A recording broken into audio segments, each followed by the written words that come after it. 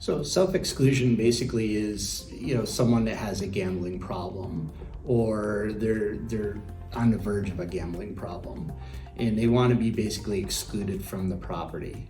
That way they can prevent themselves from going into debt or having other problems associated with problem gaming. What we used to do, it was very tedious and time consuming. We would go through, and it was property by property at the time. We would go through multiple pictures of people that are not allowed on the property anymore. We would have a screen in the review room and the monitor room, just scrolling through faces constantly, just trying to memorize as many faces as we possibly can. So a lot of people slip through the cracks, right? So that came along, and then the option of facial recognition hit. So we started dabbling down in New York City with facial recognition, and what we found is the first day that we put the system in place, we found a self-excluded person that came in a week prior to the end of our self-exclusion. And this was a 3-year self-exclusion. No one picked up on her at all. So we sent security, and of course she's like, I just wanted to come and visit, and didn't realize that, hey, you're not supposed to be here still. And she was asked to leave and reminded of her self-exclusion, and she went willingly, no problems.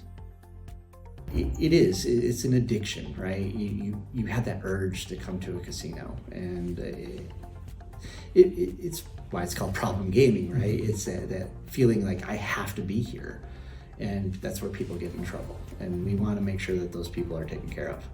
So facial recognition works. We're like, oh my God, this is great. Once facial recognition really started to become something good, is we were looking at both eConnect and Omnigo for that one-stop shop.